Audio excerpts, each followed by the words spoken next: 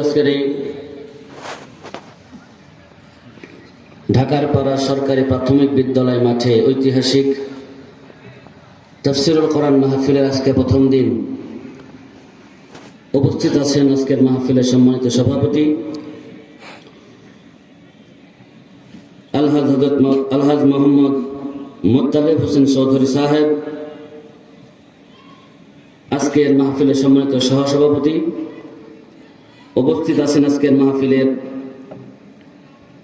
সম্মানিত সভাপতি বিশিষ্ট আলেম দ্বীন হযরত মাওলানা মুহিবুল্লাহ নিজামী সাহেব দামাত বরকাতুহুল আলিয়া। এছাড়া উপস্থিত আছেন আজকের এই মাহফিলের সম্মানিত বিশেষ অতিথি সহ বিভিন্ন পর্যায়ের মেহমানবৃন্দ। আমার সামনে অবস্থিত দূর দূরান্ত থেকে ছুটে আসা আল্লাহ রাব্বুল আলামিনের আশিকিন, যাকিরিন, শাকিরিন, মুহিব্বিন, মুরব্বিয়ান ইজাম, কলিজা টুকরা আমার যুবক ভাইরা, পর্দার অন্তরালে অবস্থানরতা পর্দানিশী ধার্মিকা আমার মা এবং বোনেরা, এই মাইকের আওয়াজ যত দূরে যায় সকলকে জানাই আমার আন্তরিক শুভেচ্ছা এবং সালাম। আসসালামু আলাইকুম ওয়া রাহমাতুল্লাহি ওয়া বারাকাতুহু। আমি আজকে আপনাদের মাহফিল আসার আগেই জয়পুরহাট সম্পর্কে কিছু ধারণা নিছি। বিশেষ করে এই ঢাকার পাড়ার মুসলমানদের সম্পর্কে কিছু ধারণা নিয়েছি। কেননা যেখানে আলোচনা করতে হয় সেই পরিবেশ কেমন, ওই পরিবেশ সম্পর্কে কিছু ধারণা থাকা দরকার। কি কথা ঠিক না?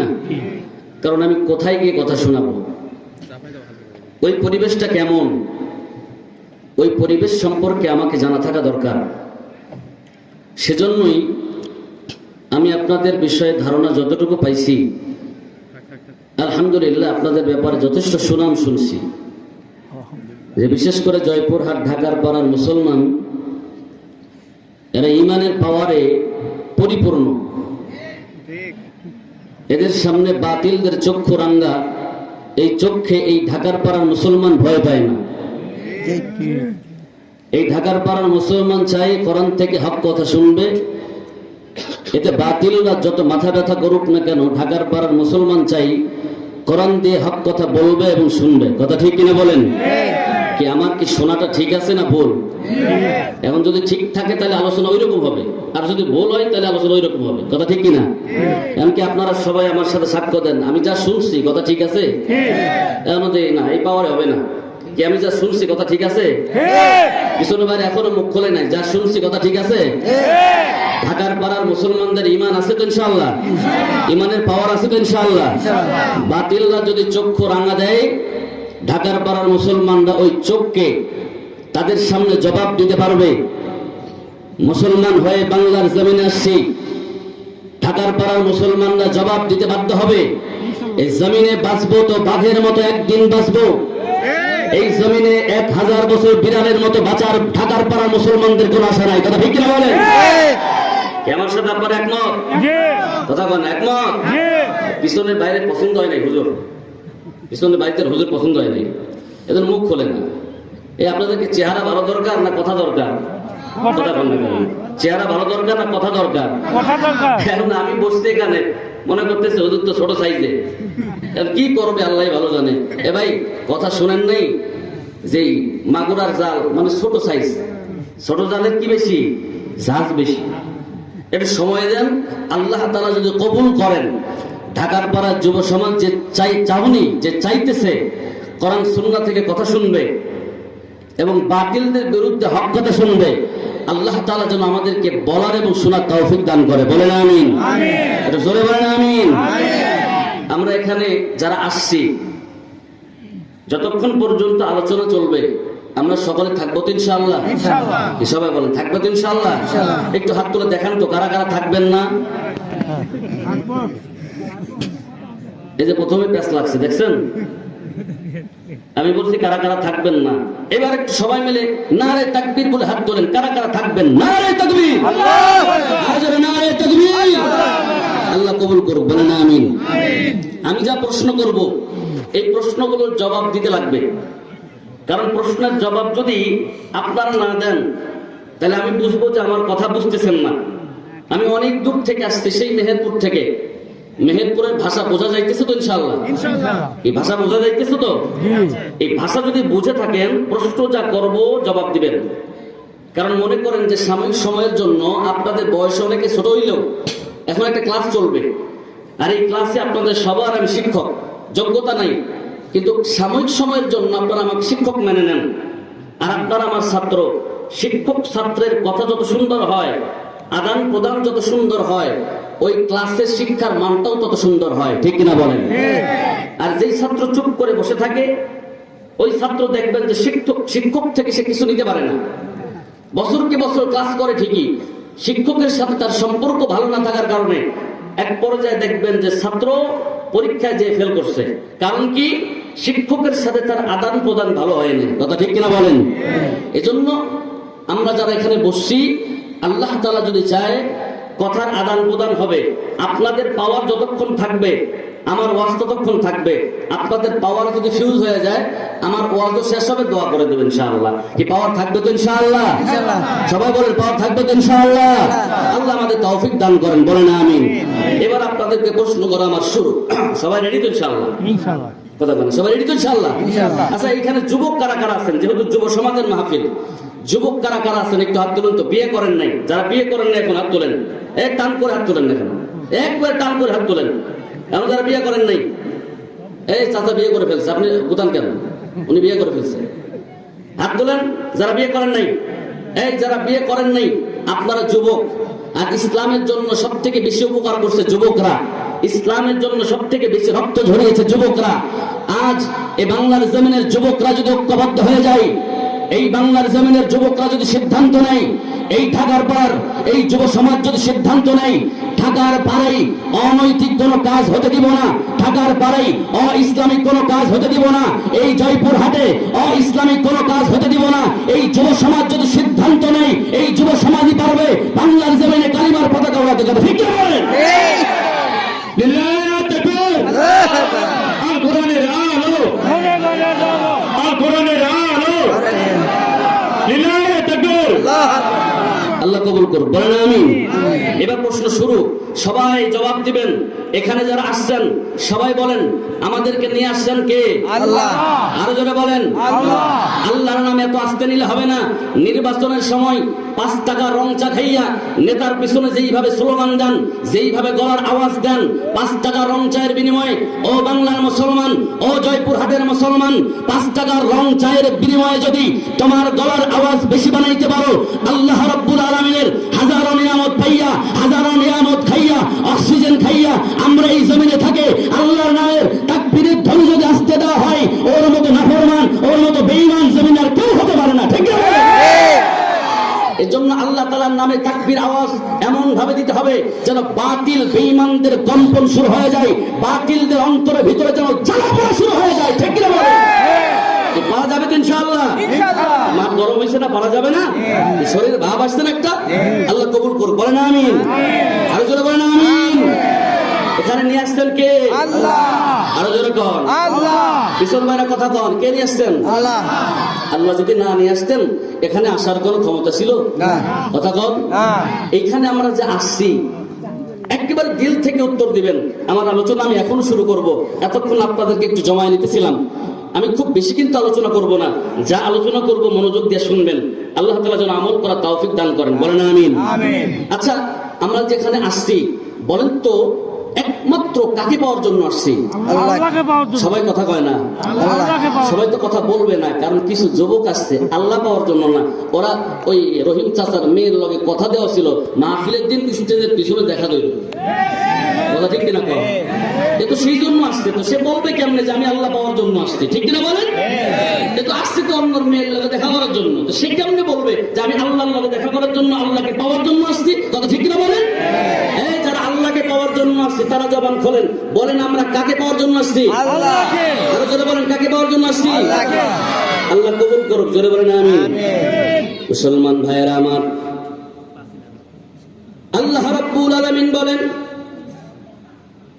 ও বান্দা, দুনিয়ার জমিনে তোমাদেরকে আমি পাঠাইলাম এই জমিনে তোমাদেরকে আমি দুনিয়ার জমিনে সুন্দর করে বানাইলাম। দিলের কান লাগায় শুনবেন, আল্লাহ রাব্বুল আলামিন জমিনে আপনাকে আমাকে পাঠাইলেন। এই জমিনে কিন্তু আপনি আমি একা একা আসতে পারি নাই। আল্লাহ রাব্বুল আলামিন এই জমিনে আপনাকে আমাকে পাঠাইছেন। ও মুমিন, যে মালিক বানাইছেন, জমিনে যদি ভয় করতে হয় তো ওই মালিকরে ভয় পাবো, কোন নাস্তিক আর বেঈমানের রক্তচক্ষু ভয় পাবো না, ঠিক কিনা? আল কোরআনের সৈনিক আমি, নেই কো পরাজয়, এক আল্লাহর গোলাম আমি, এই তো পরিচয় আমার, এই তো পরিচয়।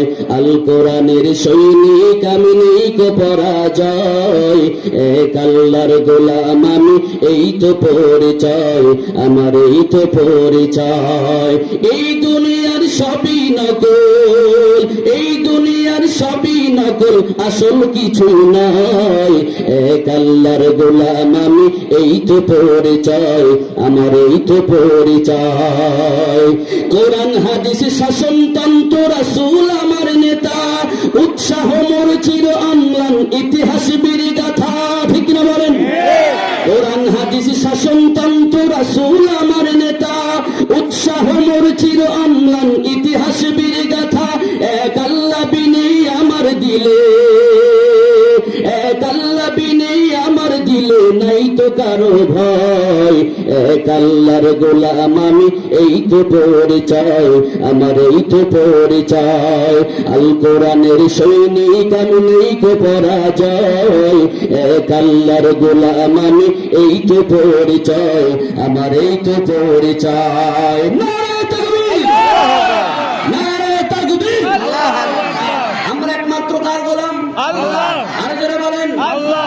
মুসলমান ভাইরা আমার, আমরা যে আল্লাহ রাব্বুল আলামিনের গোলাম, ওই আল্লাহ তাআলা ডাক দিয়া বলেন, তোমরা যারা দুনিয়াতে আসছো, যাদেরকে আমি দুনিয়াতে পাঠাইলাম, খুব মনোযোগ দিয়ে শুনবেন। আল্লাহ রাব্বুল আলামিন বলেন, দুনিয়াতে তোমাদেরকে আমি, যারা দুনিয়াতে আসছো, আমি আল্লাহ তাআলা তোমাদেরকে দুনিয়াতে পাঠাইলাম। যারা দুনিয়াতে আসার পর তোমরা যারা বলতেছো আমি আল্লাহর মহব্বত চাই, আমি আল্লাহকে ভালোবাসি, ও মুসলমান আল্লাহর গোলাম, একটু দিলের কানটা খুলে দেন। আল্লাহ রাব্বুল আলামিন কি বলতেছেন খুব মনোযোগ দিয়ে শুনেন। আল্লাহ বলেন, যারা দুনিয়াতে যাওয়ার পর তোমরা যারা বলো আমি আল্লাহকে চাই, আমি আল্লাহকে ভালোবাসি, হাজারো মানুষ এমন পাইবেন যারা বলে আমি আল্লাহকে ভালোবাসি, আল্লাহকে পাইতে চায়, আল্লাহর মহব্বতে পাগল। দেখবেন বান্দা আল্লাহকে চায়, আল্লাহকে মহব্বত করে, জবান দিয়ে দাবি করে ঠিকই, কিন্তু মসজিদ মুখ হয় না। আছে না নাই? জয়পুরহাটে নাই? আল্লাহর পাগল হয়ে গেছে, নিজেকে আল্লাহর পাগল বলে দাবি করে, আর বলে আমি আল্লাহর পাগল, আমি আল্লাহকে চাই, আমি আল্লাহর মহব্বত চাই। আল্লাহ রাব্বুল আলামিন সূরাতুল ইমরানের 31 নম্বর আয়াতে আল্লাহ নবীকে জানায় দেয়, ও নবী, যেমন করে বর্তমান জামানার কিছু মানুষ বলে আমি আল্লাহকে ভালোবাসি, আমি আল্লাহকে চাই, কিন্তু আমি আল্লাহর হুকুম মানে না, আমি আল্লাহর হুকুম অনুযায়ী চলে না, আমি আল্লাহর হুকুম অনুযায়ী নিজেকে চালানোর চেষ্টা করে না, ও নবী, তাদের জন্য জেনে নেন, ওদের উপমা হলো, ওদের উদাহরণ হলো, আল্লাহর নবীর সামনে আইসা ইহুদি খ্রিস্টানরা বলা শুরু করলো, ও নবী, আমরা আল্লাহকে বলো ভালোবাসি, আল্লাহর মহব্বতের পাগল, আল্লাহকে বড়ই মহব্বত করি। নবীজি আমার বলেন, আল্লাহর যে মহব্বত করেন তার প্রমাণ কি? ইহুদি খ্রিস্টানরা বলেন আল্লাহ রাব্বুল আলামিনকে মহব্বত করি, আল্লাহর নবী বলেন তার প্রমাণ কি? ইহুদি খ্রিস্টানরা বলা শুরু করে দিল, আল্লাহ তাআলাকে আমরা মহব্বত করি। প্রমাণ কি? ইহুদি খ্রিস্টানরা বলল আমরা আল্লাহর সন্তান ঈসাকে বড় মহব্বত করি। ঈসা নবীর পাগল, ঈসা নবীকে মানা শুরু করে দিল। এমন মানা মানলো আল্লাহ পর্যায় পর্যন্ত পৌঁছে দিল। মায়ার নবী আমার বলেন, ও ইহুদি খ্রিস্টান শুনে নাও, তোমরা যে ঈসা নবীকে আল্লাহর সন্তান বানায় দিলা, আমার আল্লাহর কোন সন্তান নাই, আমার আল্লাহ এক। ঠিক কিনা বলেন? আমার আল্লাহ কয় কথা বল না কেন?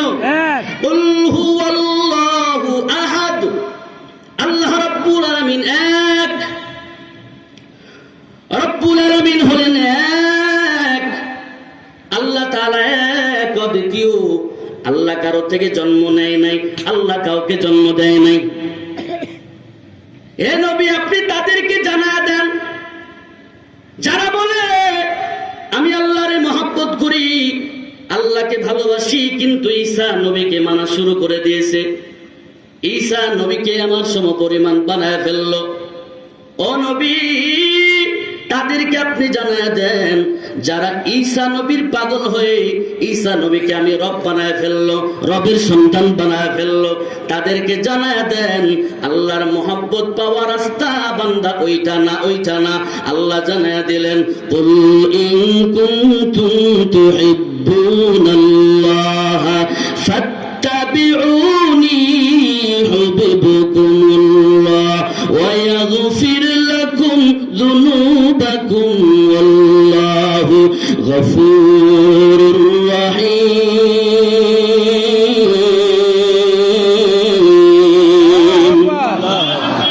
আল্লাহ রাব্বুল আলামিন নবীকে জানায় দিলেন, ও নবী কুল ইন কুনতুম তুহিব্বুনাল্লাহ, এ নবী আপনি আপনার উম্মতদেরকে জানায় দেন, অথবা ইহুদি খ্রিস্টানদেরকে জানায় দেন, যারা আমি আল্লাহর পাগল হইতে চায়, যারা আমি আল্লাহর মহব্বত পাইতে চায়, ও নবী তাদেরকে জানাইয়া দেন তারা যদি আমি আল্লাহর মহব্বত পাইতে চায়, ইন কুনতুম তুহিব্বুনাল্লাহ, নবী আপনি জানায় দেন ফাত্তাবিউনি, তারা যেন আপনি নবীর অনুকরণ অনুসরণ করে। কন্যা সুবহানাল্লাহ।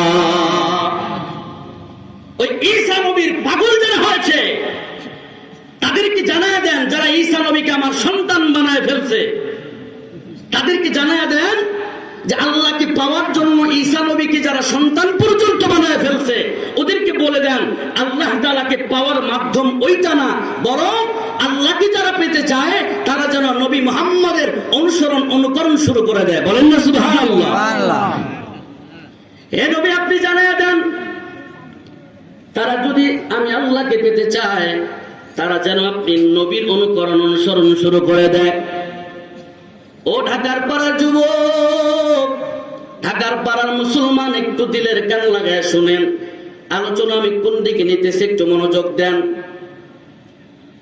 আল্লাহ রাব্বুল আলামিন বলেন নবীকে যারা অনুসরণ করবে, যারা নবীজিকে অনুকরণ করবে, তারা আমি আল্লাহকে পেয়ে যাবে, আল্লাহর মহব্বত পেয়ে যাবে।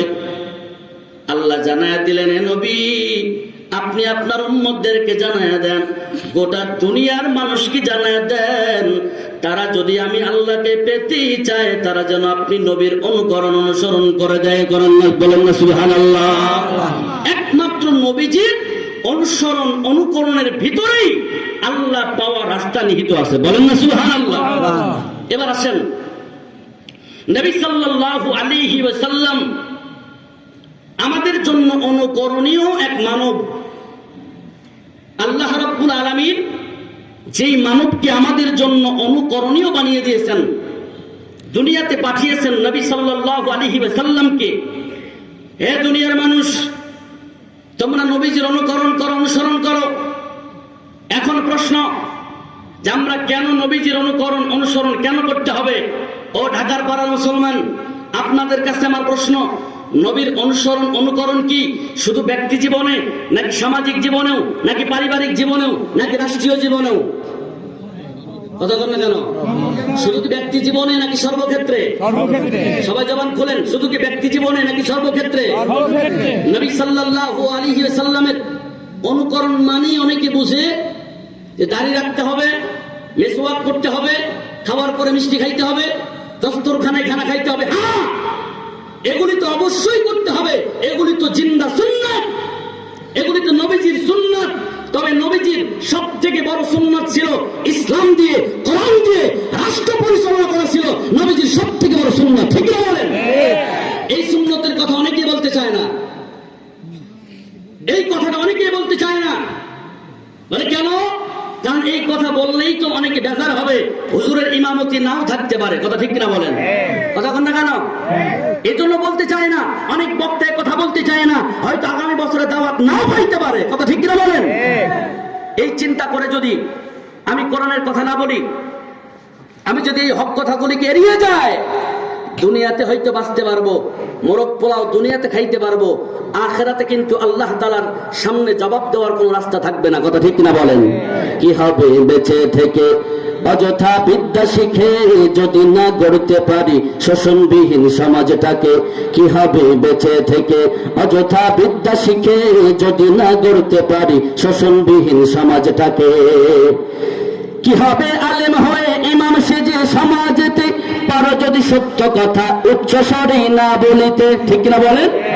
কি হবে আলেম হয়ে ইমাম সেজে সমাজেতে পারো যদি সত্য কথা উচ্চ স্বরে না বলিতে?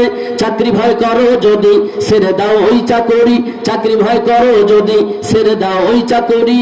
কি হবে ধোকা দিয়ে আল্লাহকে, কি হবে ধোকা দিয়ে বিবেকটাকে? কি হবে ধোকা দিয়ে, কি হবে ধোকা দিয়ে আল্লাহকে? কি হবে বেঁচে থেকে, কি হবে বেঁচে থেকে, কি হবে বেঁচে থেকে? ঠিক না বলেন? এজন্য হক কথা বলতেই হবে। প্রত্যেকটি আলেম ওলামার দায়িত্ব হলো কোরআন সুন্নাহ থেকে হক কথাগুলি বলা। কার কষ্ট হইলো, কার ভালো লাগলো, এদিকে ওলামায়ে কেরাম দৃষ্টিপাত করবে না। কথা ঠিক না বলেন? মুসলমান ভাইয়েরা আমার, রাগ করতেছেন আপনারা? না না, আল্লাহর নবীর সুন্নাত শুধু ব্যক্তি জীবনে না, খুব মনোযোগ দিয়ে শুনবেন, আমি কিন্তু আলোচনা কোন দিকে নিতেছি বুঝবেন। আল্লাহর নবীর সুন্নাত শুধু ব্যক্তি জীবনে না, আল্লাহর নবীর সুন্নাত সর্বক্ষেত্রে যারা পালন করে, আল্লাহর নবীর সুন্নাত যারা সর্বক্ষেত্রে পালন করে, তারাই হলো খাঁটি নবীজির আশিক। এজন্য যারা ব্যক্তি জীবনে নিজেকে সুন্দরভাবে নবীর সুন্নাত দিয়ে যারা সাজায়, নবীর সুন্নাত দিয়ে যারা ব্যক্তি জীবন সাজায়, তারাও দামি। যারা নবীজির সুন্নাত দিয়ে পরিবারকে সাজায়, তারাও দামি। যারা নবীজির সুন্নাত দিয়ে যারা সমাজকে সাজাইতে চায়, তারাও দামি। নবীজির সুন্নাতকে দিয়ে যারা রাষ্ট্র পরিচালনা করতে চায়, তারাও দামি। কথা ঠিক কিনা বলেন? নবীজির সুন্নাত দিয়ে যারা রাষ্ট্র পরিচালনা করতে চায়, ও বাংলার মুসলমান, ও জয়পুরহাটের মুসলমান, তাদেরকে কোন বেঈমান বাধা দিয়ে আটকিয়ে রাখতে পারবে না। পারবে না? ঠিক কিনা? কোনদিন আটকে রাখতে পারে নাই, সামনেও পারবে না। হ্যাঁ, যারা ওলামায়ে কেরাম আল্লাহর কোরআনকে, যারা নবীজির সুন্নাতকে যারা সংসদ পর্যন্ত নিতে চায়, তাদেরকে ফাঁসির কাস্টে ঝুলানো হয়েছে, তাদেরকে মিথ্যা মামলা দেওয়া হয়েছে। আজ পর্যন্ত কোন আলেমকে, কোন ওলামায়ে কেরামদেরকে কেউ দৃষ্টিপাত থেকে এই কোরআনের রাস্তা থেকে সরাইতে পারে নাই। ঠিক না বলে? কেউ সরাইতে পারে নাই, আর ভবিষ্যতেও কেউ সরাইতে পারবে না। শোনেন, এদেশের ওলামায়ে কেরামদেরকে কম কষ্ট দেওয়া হয় নাই, এদেশের আলেম ওলামাদেরকে কম কষ্ট দেওয়া হয় নাই। একজন আলেমকে গ্রেফতার করা হয়েছে অসুস্থ হওয়ার পরে। আলেম যখন হাসপাতালে গেছে, হাসপাতালের বেডের ভিতরে হ্যান্ডকাপ লাগায় রাখছে। ঠিক না বলেন? তখন না কেন? খারাপ লাগতেছে আপনাদের? হাসপাতালের চিকিৎসা নিতে গেছে, এরপরও হাত থেকে হ্যান্ডকাপ খুলে দেয় নাই। অথচ এদেশের চোর, ডাকাত, লুচ্ছা, বদমাইশ যারা সকালবেলায় খুন করেছে, জেলখানায় তাদেরকে নেওয়া হয়েছে, মনে হয় যেন মামু বাড়ি যায়। এদেশের হাজার কোটি টাকা লুটপাট করে ফেললো। এই লুটপাট করে নেওয়ালাদেরকেও এখনো দেখা যায়, তাদেরকে যখন আদালতে নেওয়া হয়, মনে হয় যেন মামু বাড়ি বা খালু বাড়ি যায়। আর আগের থেকে চেহারা মনে হইতেছে না, আরো ঝলকাইতেছে, কি যে মামু বাড়ি আদর পাইতেছে। কথা ঠিক কিনা বলেন? আর ওলামায়ে কেরামদেরকে একবার যদি জেলখানায় ঢুকাইছে, তো কালো দাড়িওয়ালা সাদা দাড়ি না বেরছে। কথা ঠিক না? কত আলেমদেরকে পাগল বানায় ফেলছে। এজন্য আজকে স্টেজে কথা বলতে গিয়ে, অনেক ওলামায়ে কেরাম কথা বলতে গিয়ে ভুল করতেছে। কেন? তারা নিজেরাও বলতেছে যে আমাদেরকে এমন টর্চার করা হয়েছে, এই জালেম শাহী এমন ভাবে ওলামায়ে কেরামদের উপর অত্যাচার করেছে যে ওলামায়ে কেরাম আজকে সঠিক কথা বলতে গিয়েও মাথার ভিতর পেঁচ খেয়ে যায়। কি করছে নিজেও জানে না, আল্লাহই ভালো জানে কি পরিমাণ টর্চার এদের উপর করছে। কথা ঠিক কিনা বলেন? এজন্য নবীজির সুন্নাত যতদিন পর্যন্ত আপনার শরীরে আছে, খুব মনোযোগ দিয়ে শুনেন, আপনি নবীজির সুন্নাত পুরা বডিটাকে মানায় ফেলছেন। মাথার ভিতরে টুপি, গালের ভিতরে দাড়ি, গায়ের ভিতরে লম্বা জুব্বা, এক কথায় নবীজির সুন্নাত আপনার শরীরের কোন অংশে বাদ নেই। পরিপূর্ণ নবীজির সুন্নাত মানা শুরু করছেন। বলেন তো কোন ইহুদি খ্রিস্টানের মাথা ব্যথা আছে? কথা কোন মাথা ব্যথা আছে? কিন্তু যখনই এই নবীর সুন্নাতকে রাষ্ট্রীয় পর্যায়ে নেওয়ার জন্য চেষ্টা করবেন, যখন সংবিধানে নেওয়ার চেষ্টা করবেন, যখন ওই মন্ত্রণালয়ে নেওয়ার চেষ্টা করবেন, দেখবেন এদেশের এক শ্রেণীর নাস্তিকেরা বলা শুরু করবে এদেশ জঙ্গিবাদের আড্ডাখানা হয়ে গেছে। এক শ্রেণীর নাস্তিকেরা বলা শুরু করবে এদেশ জঙ্গিবাদের উত্থান শুরু হয়ে গেছে। ও বাংলার মুসলমান, কে কি বললো দেখার সময় নাই। আগামীর বাংলাকে ইসলামের বাংলা বানাইতে হবে। আগামীর বাংলায়, আগামীর সংসদে কোরআনকে সংসদে দিতে হবে। আগামীর বাংলার আকাশে কালিমার পতাকা উড়াইতে হবে। এর জন্য যদি ওলামায়ে কেরাম ডাক দেয়, প্রয়োজন যদি হয় রক্ত দিতে হবে, প্রয়োজন যদি হয় জীবন দিতে হবে, প্রয়োজন যদি হয় আমরা ইসলামের জন্য আমরা কুরবান হতে প্রস্তুত, আমরা রক্ত দিতে প্রস্তুত, আমাদের বিবিদেরকে বিধবা বানাইতে প্রস্তুত, ইসলাম প্রতিষ্ঠার জন্য আমার সন্তানকে বাবা হারানো এই কষ্ট দিতে প্রস্তুত। এই আকাশে, এই বাংলার আকাশে কালিমার পতাকা উড়াইতে হবে। কারা কারা প্রস্তুত আছেন? তো হাত তুলে আল্লাহকে দেখা দেন।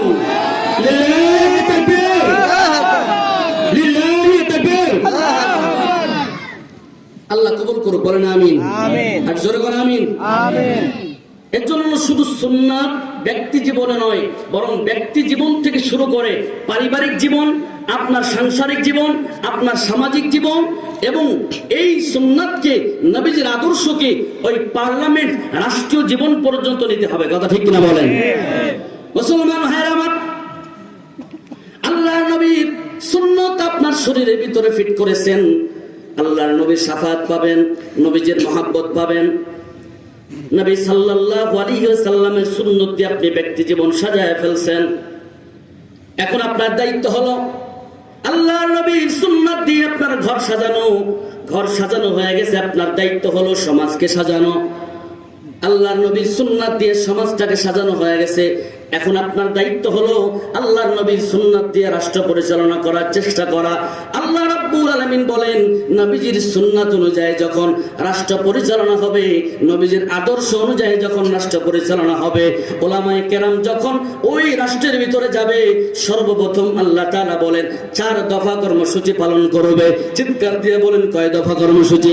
4 দফা। আরো জোরে বলেন, 4 দফা। ইসলাম যখন ক্ষমতায় যাবে, রব্বুল আলামিন জানায় দিলেন সূরাতুল হজের 41 নম্বর আয়াতে আল্লাহ বলেন, ইসলাম যখন ক্ষমতায় যাবে সর্বপ্রথম 4 দফা কর্মসূচি পালন হবে। আল্লাহ তাআলা বলেন, 1 নম্বর কর্মসূচি, আল্লাযীনা ইম্মাক্কান্নাহুম ফিল আরদি আকামুস সালাহ ওয়া আতাউয যাকাহ ওয়া আমারু বিল মা'রুফ ওয়া নাহাউ আনিল মুনকার। আল্লাহ বলেন 4 দফা কর্মসূচি পালন হবে। ইসলাম ক্ষমতায় গেলে সর্বপ্রথম 4টা আইন পাশ করা হবে। 4টা আইন পাশ করার মাধ্যমে ইসলামী খেলাফতের কার্যক্রম শুরু হবে। কন্যা সুবহানাল্লাহ। কয় কর্মসূচি? 4টা। আবার বলেন, 4টা। কি ঘুমাইছেন আপনারা?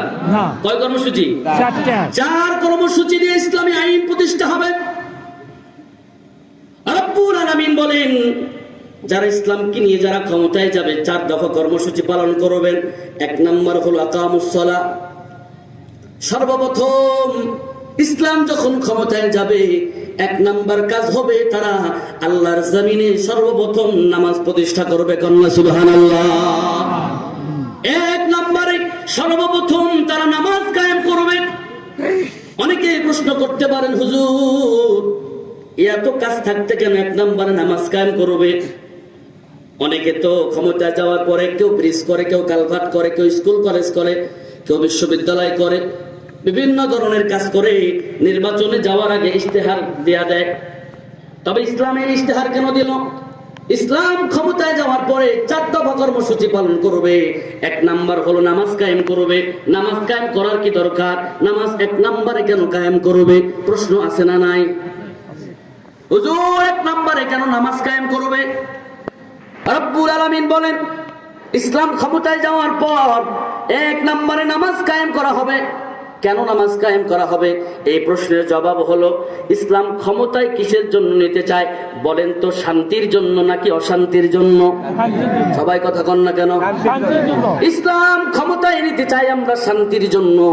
শান্তির জন্য যেহেতু ইসলামকে ক্ষমতায় নিতে চায়, ও জয়পুরহাটের মুসলমান একটু জবাব দেন, ক্ষমতায় যাওয়ার পরেও যদি চুরি থাকে, ডাকাতি থাকে, অন্যায় থাকে, রাহাজানি থাকে, বলেন কি তাহলে শান্তি আসবে নাকি? কথা কন। ইসলাম ক্ষমতায় গেছে কিন্তু শান্তি আসে নাই। কেন? কারণ এখনো চুরি বন্ধ হয় নাই, এখনো ডাকাতি বন্ধ হয় নাই, এখনো রাহাজানি বন্ধ হয় নাই, এখনো খুন ডাকাতি বন্ধ হয় নাই, এজন্য শান্তি আসে নাই। তখনই শান্তি আসবে যখন চুরি বন্ধ হবে, যখন ডাকাতি বন্ধ হবে, যখন রাহাজানি বন্ধ হবে, যখন টেন্ডারবাজি বন্ধ হবে, তখনই শান্তি আসবে। কথা ঠিক কিনা বলেন? আর তখনই শান্তি সব জায়গাতে বিরাজমান করবে। এবার বলেন হুজুর, বুঝলাম যে সমস্ত কিছু এই টেন্ডারবাজি, এই রাহাজানি, এই খুন বন্ধ হয়ে গেলে শান্তি আসবে, তো নামাজ কায়েম করতে হবে কেন? রব্বুল আলামিন জানায় দিলেন 1 নম্বরে কেন নামাজ প্রতিষ্ঠিত করতে হবে। আল্লাহ রাব্বুল আলামিন বলেন ইন্নাস সালাতা তানহা আনিল ফাহশাই ওয়াল মুনকার। আল্লাহ বলেন যত ধরনের গুনার কাজ আছে, ফাহশা কাজ আছে, মুনকার কাজ আছে, এই সমস্ত অন্যায় কাজগুলি থেকে মানুষকে বাধা দিতে পারে একমাত্র নামাজ। ঠিক না বলেন? এজন্য সমাজের সর্বস্তরের মানুষগুলি যদি নামাজি হয়ে যায়, প্রকৃত নামাজি হয়ে যায়, তো প্রকৃত নামাজি কখনো চুরি করবে না। ঠিক কিনা বলেন? প্রকৃত নামাজি কখনো রাহাজানি করবে না, প্রকৃত নামাজি কখনো ডাকাতি করবে না, প্রকৃত নামাজি কখনো অন্যের ফাইলে সিগনেচার দিয়ে ঘুষ ধরবে না। এজন্য ইসলামের 1 নম্বর কর্মসূচি হলো আগে সবাইকে তুমি নামাজি বানাও, সবাইকে নামাজি বানাও। যখন সমাজের সর্বস্তরে নামাজ প্রতিষ্ঠিত হয়ে যাবে, আমার ঘরের ছেলে নামাজ পড়বে, আমার ঘরের মেয়ে নামাজ পড়বে, আমার বিবি নামাজ পড়বে, আমার প্রতিবেশী সবাই নামাজি হয়ে যাবে, তো এই সমাজে কি অন্যায় থাকবে নাকি? কথা বল না কেন? অটোমেটিক্যালি প্রকৃত নামাজি হওয়ার কারণে এই দিলটা আল্লাহমুখী হয়ে যাবে, অন্তরে তাকওয়া চলে আসবে, আর অন্তরে তাকওয়ার কারণে আল্লাহকে ভয় পাবে। আল্লাহকে যে ভয় পায় সে কখনোই অন্যায় কাজের সাথে জড়িত হবে। এজন্য 1 নম্বর কর্মসূচি হলো নামাজ কায়েম করো। 2 নম্বর হলো আল্লাহ তাআলা বলেন ওয়া আতাউয যাকাত। 2 নম্বর হলো যাকাত ভিত্তিক অর্থ ব্যবস্থা চালু করো। 2 নম্বর হলো যাকাত ভিত্তিক অর্থ ব্যবস্থা চালু করো। সমাজে যদি যাকাত ভিত্তিক অর্থ ব্যবস্থা চালু হয়ে যায়, ও বাংলার মুসলমান, যে সমাজে যাকাত চালু হয় ওই সমাজে কিন্তু সুদ আর থাকতে পারে না। এই সমাজে এখন সুদ আছে না নাই? কথা বল না। আছে। জয়পুরহাটে নাই? আছে। সুদে ভরপুর। বলেন তো সুদ হালাল না হারাম? হারাম। পিছনে ভাইদের কাছে হালাল। সুদ হালাল না হারাম? হারাম। আহাল্লাল্লাহুল বাইআ ওয়া হারামার রিবা। আল্লাহ বলেন আমি ব্যবসাকে হালাল করে দিলাম, সুদকে করে দিলাম হারাম। কেমন হারাম? যে বান্দা সুদ খায় সে বান্দা আল্লাহর সাথে, নবীর সাথে যুদ্ধ ঘোষণা করে দেয়। এত মারাত্মক এই সুদের গুনাহ।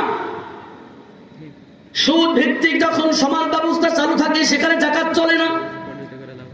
আর যখন যাকাত ভিত্তিক অর্থ ব্যবস্থা চালু হয়ে যাবে সেখানে আর সুদ থাকতে পারবে না। যখন যাকাত ভিত্তিক অর্থ ব্যবস্থা চালু হয়ে যাবে তো আপনার সমাজের কোন গরিব আর না খেয়ে মরবে না। সুবহানাল্লাহ বলবেন না? আপনার সমাজের কোন গরিব আর না খেয়ে মরবে না। যখন যাকাত ভিত্তিক অর্থ ব্যবস্থা চালু হবে তখন আপনার সমাজের গরিব, অসহায়, মিসকিন তাদের অধিকার ফিরে পাবে। তারা তাদের অধিকার নিয়ে তাদের জীবন যাপন করতে পারবে। কন্যা সুবহানাল্লাহ।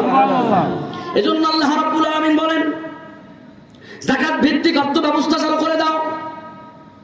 বাংলাদেশের দুঃখের কথা কি বলবো, বাংলার জমিনে যখন যাকাত কালেকশন করা হয়, সরকার পক্ষ থেকে যাকাত কালেকশন করলো, এই জমিনের কিছু বদমাইশ মন্ত্রী এমপি যারা জাকাত কালেকশনের সাথে সম্পৃক্ত, তারা গরিবের মাল জাকাত পর্যন্ত মেরে খেয়ে ফেললো। জাকাতের টাকা পর্যন্ত এই জমিন থেকে লুটপাট করে নিল। জাকাতের টাকা পর্যন্ত গরিবের মিসকিনদের অধিকার, গরিবের হক পর্যন্ত তারা পৌঁছায় দেয় নাই। এজন্য আল্লাহ বলেন 2 নাম্বার জাকাত ভিত্তিক অর্থ ব্যবস্থা চালু করো। সাহাবায়ে কেরামের সময় জাকাত ভিত্তিক অর্থ ব্যবস্থা যখন ছিল, জাকাত ভিত্তিক অর্থ ব্যবস্থা থাকার কারণে সাহাবায়ে কেরাম কাদের ভিতরে করে জাকাতের টাকা নিয়ে বেড়াইছে। কে নিবা জাকাতের টাকা? নাও। সাহাবায়ে কেরাম জাকাতের টাকা দেওয়ার মতো মানুষ পাই নাই। বলেন না সুবহানাল্লাহ। সমাজ পরিবর্তন হয়ে গেছে, সমাজের মানুষের অবস্থা পরিবর্তন হয়ে গেছে। এজন্য 2 নাম্বার হলো জাকাত ভিত্তিক অর্থ ব্যবস্থা চালু করা। 3 নাম্বার হলো আল্লাহ রাব্বুল আলামিন বলেন আমারু বিল মা'রুফ, সৎ কাজের আদেশ দাও। ও বান্দা, যারা ক্ষমতায় যাইবে সৎ কাজের আদেশ দিবে। একটু দিল খুলে জবাব দেন, জমিনে যারা এই বিগত 17 বছর ক্ষমতায় ছিল, তারা সৎ কাজের আদেশ দিছে নাকি অন্যায় কাজের সাথে মানুষকে জড়াইয়া দিছে? দিল খুলে জবাব দেন। তারা সৎ কাজের আদেশ যতটুকু না দিছে, তার থেকে বেশি বেশি বেশি পরিমাণে মানুষকে অন্যায়ের সাথে জড়াইয়া দিছে। কথা ঠিক কিনা? মানুষগুলিকে টেন্ডারবাজ বানিয়ে ফেলছে। ছোট ছোট বাচ্চাদের হাতে অস্ত্র তুলে দিয়ে তারা মানুষের গলায় পর্যন্ত এই অস্ত্র চালায় দিছে। কথা ঠিক কিনা বলেন? মানুষগুলিকে খুনি বানিয়ে ফেলছে, মানুষগুলিকে চোর ডাকাত বদমাইশ বানিয়ে ফেলছে। এজন্য এই সমাজ ব্যবস্থার পরিবর্তন চাই। যারা আল্লাহর কোরআনকে মানে না, যারা নবীজির আদর্শকে ভালোবাসতে চায় না, যারা আল্লাহর কোরআন দিয়ে দেশ পরিচালনা করতে চায় না, ওয়াল্লাহি আল্লাহর কসম, আপনি যতই চেষ্টা করেন না কেন, আল্লাহর কোরআন দিয়ে যতদিন পর্যন্ত সমাজ পরিচালনা হবে না, যতদিন পর্যন্ত আল্লাহর কোরআন দিয়ে রাষ্ট্র পরিচালনা হবে না, ততদিন এই জমিনে শান্তি আসতে পারে না, আসবে না, আসতে পারে না। কথা ঠিক না বলেন? শান্তি আসতে পারে না, অসম্ভব। যদি শান্তি আসতোই 53 বছরের ভিতর শান্তি চলে আসতো। কথা ঠিক কিনা বলেন? এজন্য এই গণতান্ত্রিক সিস্টেম যারা বিশ্বাস করে by the people, for the people, of the people, যারা বিশ্বাস করে সকল ক্ষমতার উৎস জনগণ, নাউজুবিল্লাহ বাড়ির যা কইেন, নাউজুবিল্লাহ জোরে বলবেন না? সকল ক্ষমতার উৎস কে? আল্লাহ। জোরে বলেন আল্লাহ। বিশ্বাস হয় না আপনাদের? সকল ক্ষমতার মালিক কে? আল্লাহ। আরো জোরে বলেন আল্লাহ। ইন্নাল্লাহা আলা কুল্লি শাইইন কাদির। সমস্ত ক্ষমতার একচ্ছত্র মালিক কে? আল্লাহ। আরো জোরে কোন? আল্লাহ। যে আল্লাহ 17 বছর ধরে চেয়ারে বসায় রাখতে পারে, ওই আল্লাহ 48 ঘন্টা নয় 48 মিনিটের ভিতরে ওই আল্লাহ চেয়ারটাকে ফালায় দিতে পারে কি পারে না? পারছে না? ক্ষমতায় কেউ স্থায়ী হয় না। বলবো? খারাপ লাগতেছে আপনাদের না? দোয়া করে দিই। না না বলেন। ক্ষমতায় রাগ করবেন না তো? রাগ করবেন না তো? ক্ষমতায় কেউ স্থায়ী হয় না, হোক না সে খালেদা কিবা হাসিনা, কেউ ভবে চিরকাল রয় না। ঠিক কিনা বলেন? কেউ ভবে চিরকাল রয় না। ক্ষমতায় কেউ স্থায়ী হয় না, হোক না সে খালেদা কিবা হাসিনা, কেউ ভবে চিরকাল রয় না, কেউ ভবে চিরকাল রয় না। কোথায় হারিয়ে গেল মুজিবুর, কোথায় হারিয়ে গেল জিয়াউর, এরশাদ চলে গেল রইল না ভবে। ঠিক কিনা বলেন?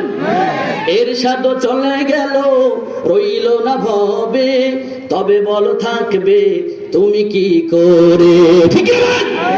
ক্ষমতায় কেউ স্থায়ী হয় না, হোক না সে খালেদা কিবা হাসিনা, কেউ ভবে চিরকাল রয় না, কেউ ভবে চিরকাল রয় না।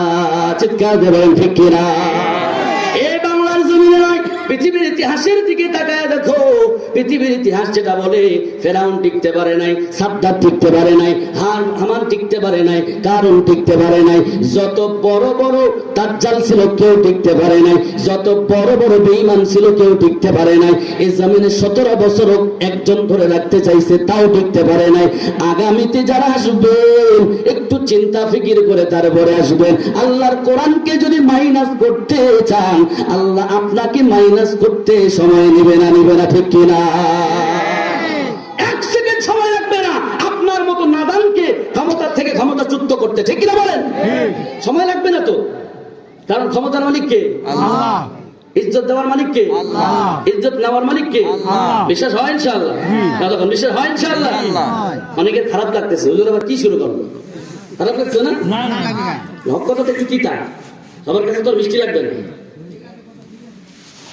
এজন্য ইসলামকে ক্ষমতায় নিতে হবে। যতদিন পর্যন্ত ইসলাম ক্ষমতায় যাবে না ততদিন শান্তি পাবেন না, ঠিক কিনা? 53 বছর তো দেখলাম, হাতের এপিডও দেখছি, শান্তি আসে নাই, ঠিক না? কথা কন না কেন? আপনার আওয়াজ কমে যাইতেছে কেন? 53 বছর দেখলাম ক্ষমতায়, নেতার পরিবর্তন হয়েছে কিন্তু নীতির পরিবর্তন হয় নাই। শুধুমাত্র মানুষের পরিবর্তন হয়েছে, চেয়ারের পরিবর্তন হয় নাই, অন্যায়ের পরিবর্তন হয় নাই, শুধু রং পরিবর্তন হয়েছে। কথা বলেন? আগে খাইতো কেল্টু মিয়া, এখন খাই বল্টু মিয়া, কথা ঠিক না? আগে খাইতো কেল্টু মিয়া, এখন খাই বল্টু মিয়া, শুধু মানুষটা পরিবর্তন হয়েছে, অন্যায় একটু পরিবর্তন হয় নাই, ঠিক না বলেন? এই 54 বছর ধরে দেশটাকে শোষণ করে যারা খাইতেছে, শোনেন, আল্লাহ রাব্বুল আলামিন হুকুম হলো এই জমিনে আমরা মুসলমান হিসেবে আসছি।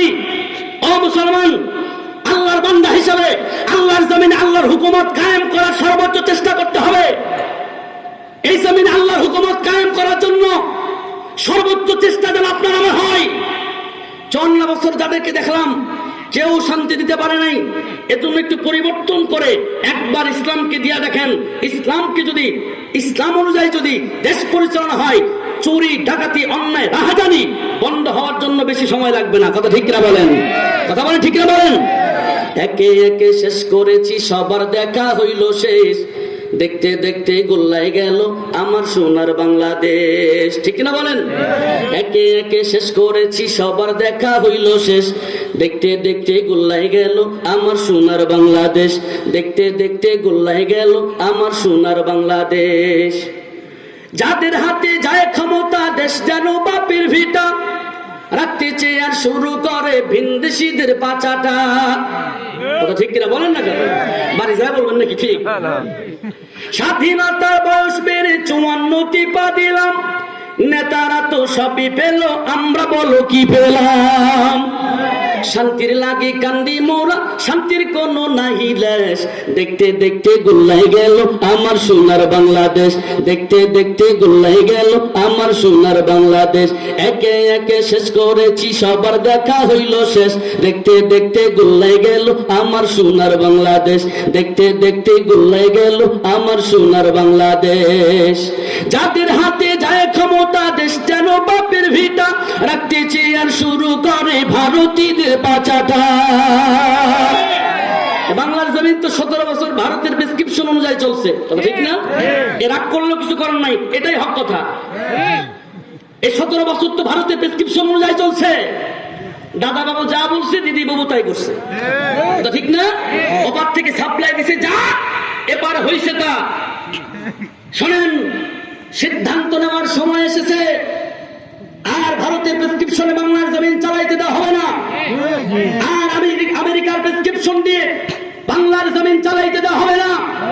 এদেশের 90% মুসলমান, যে দেশের মুসলমানদের ঘুম ভাঙে ফজরের আযান দিয়ে, যেই বাংলাদেশে পাড়ায় পাড়ায় মসজিদ, যেই বাংলার জমিনে এখনো টুপিওয়ালা আছে, এখনো দাড়িওয়ালা আছে, যে বাংলার জমিনে এখনো 90% মুসলমান, সেই বাংলাদেশ জমিন আল্লাহর কোরআনের প্রেসক্রিপশন অনুযায়ী চালাইতে হবে। সেই সংসদে, সংবিধানে আল্লাহর কোরআনকে প্রতিষ্ঠিত করতে হবে, ঠিক না বলেন? এর বিকল্প কিচ্ছু নাই। আজকের মাহফিলের মূল মেসেজ হলো এটা।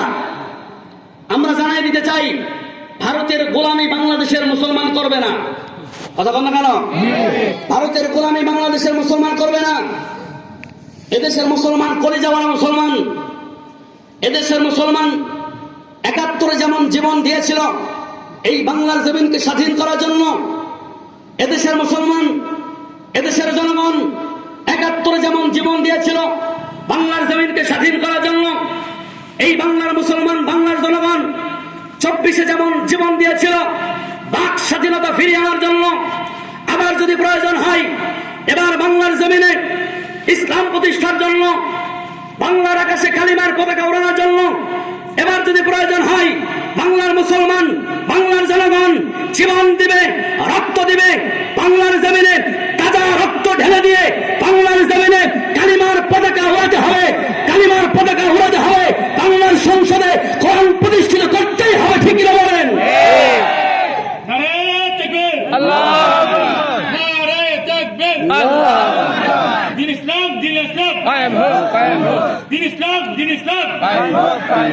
আল্লাহ কবুল করে, বলেন আমিন। তাহলে ইসলাম ক্ষমতায় গেলে 4টা কর্মসূচি প্রথমে পালন করবে। 1 নাম্বার নামাজ কায়েম করবে, 2 নাম্বার যাকাত ভিত্তিক অর্থ ব্যবস্থা চালু করবে, 3 নাম্বার সৎ কাজের আদেশ দিবে, 4 নাম্বার হলো ইসলাম যখন ক্ষমতায় যাবে ওয়ানাহি আনিল মুনকার, তখন সমস্ত অন্যায় কাজে বাধা সৃষ্টি করবে। বলেন না সুবহানাল্লাহ, জোরে বলেন না সুবহানাল্লাহ। এই কথাটা শুনি না অনেক পাপী গুনাহগারদের অন্তর কাঁপে। আরে ইসলাম যদি ক্ষমতায় যায়, টুপিওয়ালারা যদি ক্ষমতায় যায়, তাইলে তো আমার কাম সারা, আমার আর ওজনে কম দেওয়া হবে না। কথা ঠিক কিনা? আমার আর পরের আইল কাইটা জমি দখল করার হবে না। কথা ঠিক কিনা বলেন? আমার আর মসজিদের ইমাম সাহেবকে ধমকি দেওয়ার হবে না। এই চিন্তায় অন্তর দাহ শুরু হয়ে যায়। ইসলাম বলে ক্ষমতায় যাওয়ার পরে 4 নাম্বার কাজ হলো অন্যায় কাজ থেকে মানুষকে ফিরাইতে হবে। একটু জবাব দেন, অন্যায় কাজ থেকে ফিরাবে কে? যে অন্যায় করবে সে। অন্যায় কাজ থেকে ফিরাতে হলে আগে নিজেকে অন্যায় বন্ধ করতে হবে। ঠিক কিনা বলেন? এজন্য যারা ক্ষমতায় যাবে ইসলাম নিয়ে, ইসলাম বুঝে, আল্লাহর কোরআন অনুযায়ী যারা আমল করবে, তারাই ক্ষমতায় যে অন্যায় কাজ বন্ধ করার চেষ্টা করবে। আর তখনই তারা ইসলামকে মেনে নিয়ে তারা অন্যায় বন্ধ করবে নিজে, এরপরে সমাজের সর্বস্তর থেকে, দেশের সর্বস্তর থেকে অন্যায় কাজকে বন্ধ করার চেষ্টা করবে। ঠিক কিনা বলেন? নিজে অন্যায় করবে, আরেকজনকে অন্যায় কাজ করার জন্য নিষেধ করবে, হবে নাকি? হবে। এজন্য ইসলাম ক্ষমতায় গেলে এই 4 দফা কর্মসূচি পালন করবে। জবাব দেন, শুরুতে যদি 4টা কাজ শুরু করে দেওয়া হয়, বলেন তো সমাজের ভালো হবে না খারাপ হবে? জোরে বলেন না, ভালো হবে না খারাপ হবে? সমাজটা ভালো হবে না খারাপ হবে? বলেন। যুবক ভাইয়েরা ভালো হবে না খারাপ হবে? আর জোরে বলেন। সমস্ত জায়গায় শান্তি বিরাজমান করবে। ও ভাইয়েরা আমার, এতক্ষণ যে আলোচনা করলাম, আল্লাহ তাআলা বলেন, ও বান্দা, তোমরা যদি আমি আল্লাহকে পেতে চাও, নবীজিকে অনুসরণ করো। নবীজির অনুসরণ শুধু ব্যক্তি জীবনে না, পারিবারিক জীবনে না, সর্বজীবনে নবীজির অনুসরণ করা লাগবে। নবীজি অনুসরণ যে বান্দা সর্বজীবনে করতে পারবে, আল্লাহ তাআলা কিয়ামতের ময়দানে ওই বান্দার জন্য হয়ে যাবে, ওই বান্দার জন্য নাজাতের উসিলা হবে। বলেন না সুবহানাল্লাহ। মুসলমান ভাইয়েরা আমার, আল্লাহ রাব্বুল আলামিনের জন্য বলেন, ও বান্দা, নবীজির অনুসরণ করো, অনুকরণ করো, ইত্তেবা করো। ও বান্দা, কেন নবীজির অনুসরণ করবা? কেন নবীজিকে মানবা? আল্লাহ তাআলা বলেন, নবীজির গুণাবলীর কারণে নবীজিকে মানতে হবে। নবীজির কি গুণাবলী? আল্লাহ তাআলা বলেন, আল্লাহ রাব্বুল আলামিন বলেন, ও বান্দা, ওমা আরসালনাকা ইল্লা রাহমাতাল লিল আলামিন।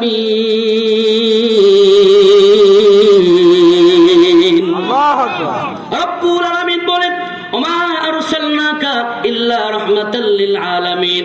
ও দুনিয়ার মানুষ, নবীজিকে আমি গোটা আলম জগতের জন্য, গোটা সৃষ্টি জগতের জন্য আমি আল্লাহ নবীজিকে রহমত স্বরূপ বানাইলাম। বলেন না সুবহানাল্লাহ।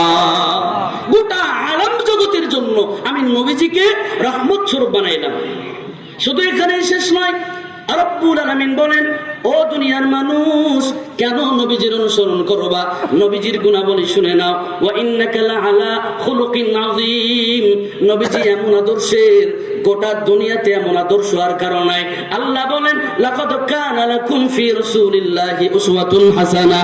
আল্লাহ বলেন ও দুনিয়ার বান্দারা শুনো, নবীজির ভিতরে এমন গুণাবলী আমি দান করে দিয়েছি, গোটা দুনিয়াতে এমন গুণাবলী, এমন সুন্দর আদর্শের আর কেউ নাই। বলেন না সুবহানাল্লাহ। নবীজির আদর্শের মতো আদর্শ আর দুনিয়াতে কারো আছে ভাই? কথা কোন আছে কারো? রব্বুল আলামিন নবীজিকে গোটা সৃষ্টি জগতের জন্য রহমত বানাইলেন। রব্বুল আলামিন বলেন আলহামদুলিল্লাহি রাব্বিল আলামিন, আমি সৃষ্টি জগতের রব। আর নবী হইলেন ওমা আরসালনাকা ইল্লা রাহমাতাল লিল আলামিন। আমি আল্লাহ তাআলা হইলাম সৃষ্টি জগতের রব, আর নবী হইলেন সৃষ্টি জগতের জন্য রহমত।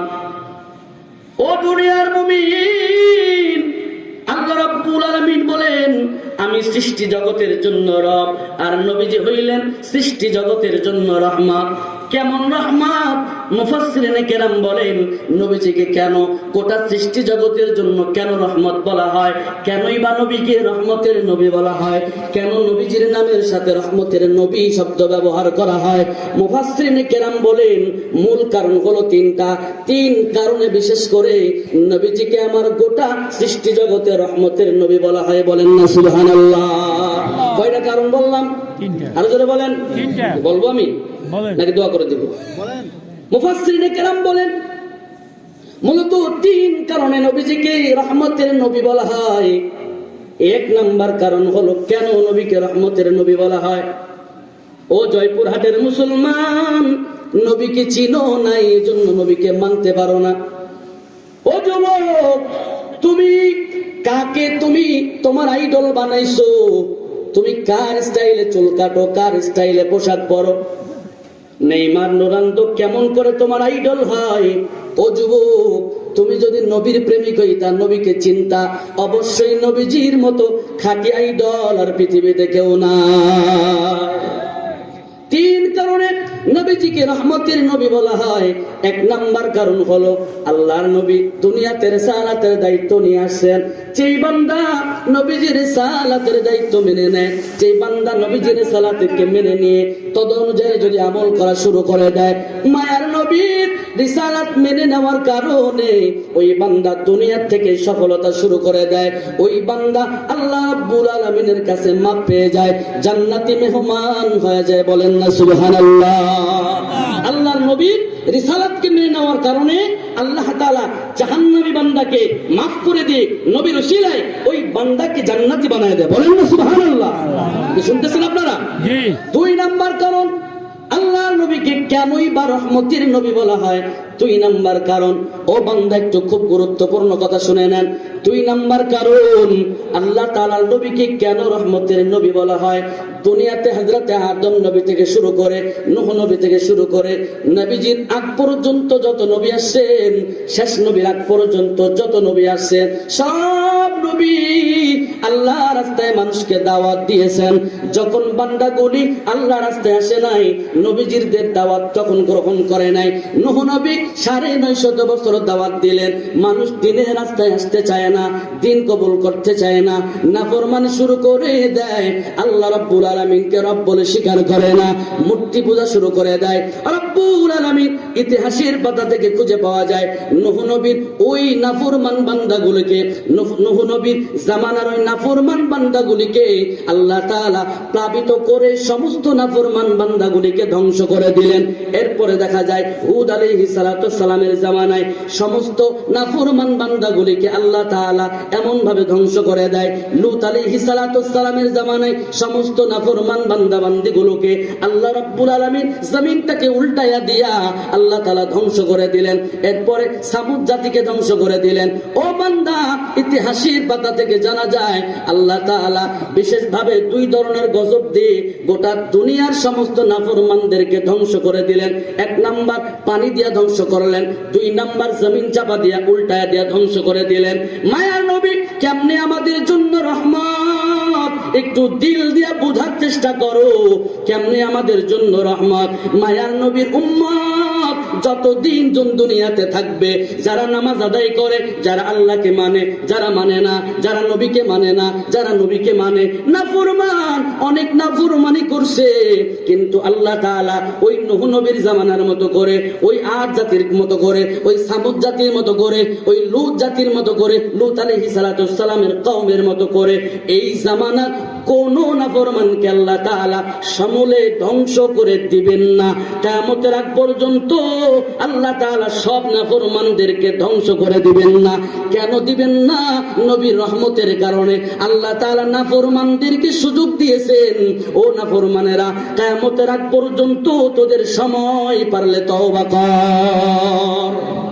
এটা নবীজির কারণে কিয়ামত পর্যন্ত নাফরমানদের সময় বেড়ে গেছে। বলেন না সুবহানাল্লাহ।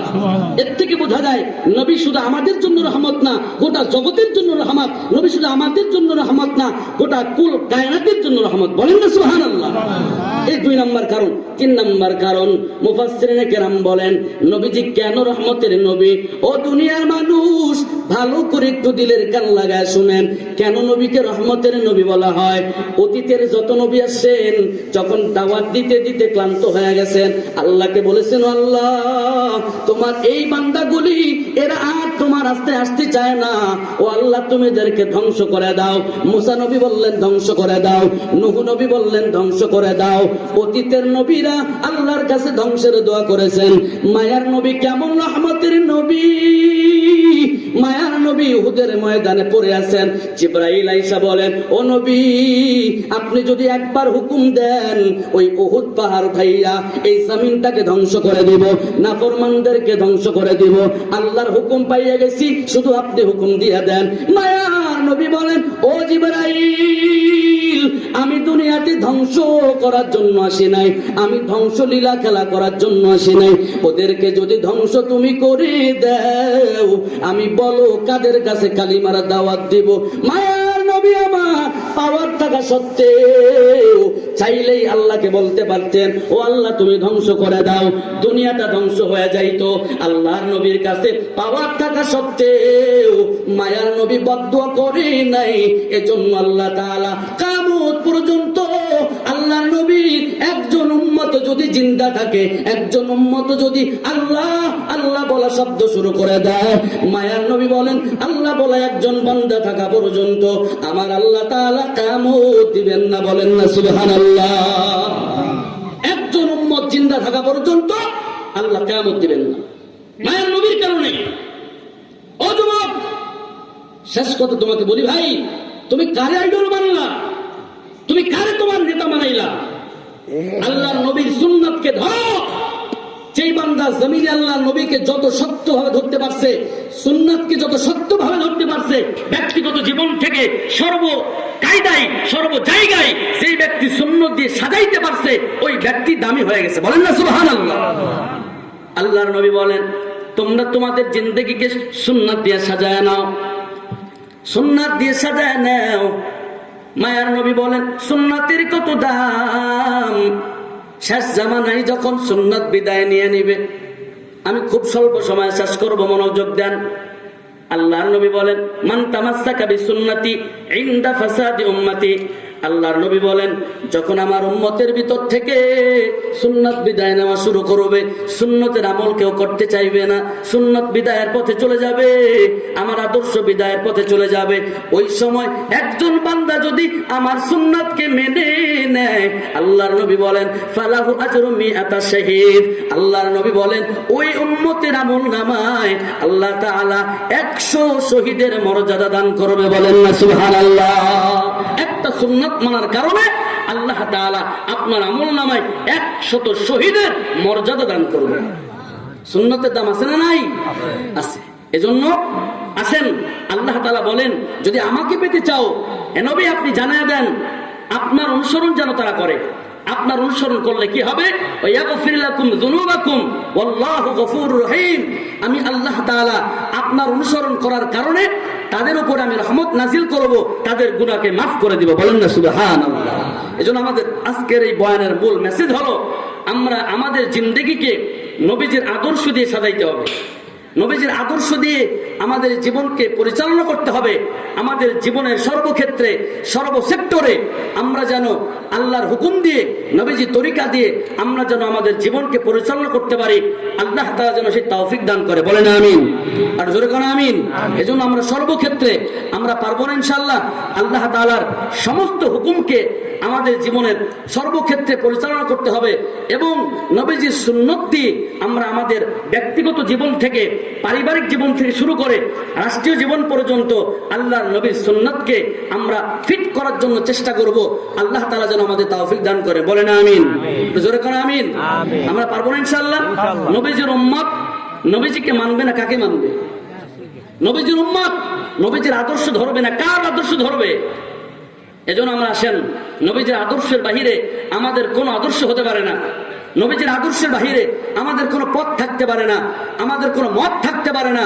নবীজির আদর্শই হলো আমাদের জন্য চলার রাস্তা, নবীজির আদর্শই হলো আমাদের জন্য গাইডলাইন, নবীজির আদর্শই হলো, নবীজি হলো আমাদের জন্য আমাদের মডেল, নবীজি হলেন আমাদের আইডল। এছাড়া কেউ আমাদের আইডল হতে পারে না, ঠিক কিনা বলেন? আল্লাহ তাআলা আমাদেরকে নবীজির আদর্শ অনুযায়ী আল্লাহ তাআলাকে রাজি খুশি করার তৌফিক দান করেন, সকলে বলুন আমিন। আল্লাহ রাব্বুল আলামিন আমি যা বললাম আমি সহ আমাদের সবাইকে আমল করার আল্লাহ তাআলা তৌফিক দান করেন, সকলে বলুন আমিন। এখন আমরা দোয়া করব ইনশাআল্লাহ।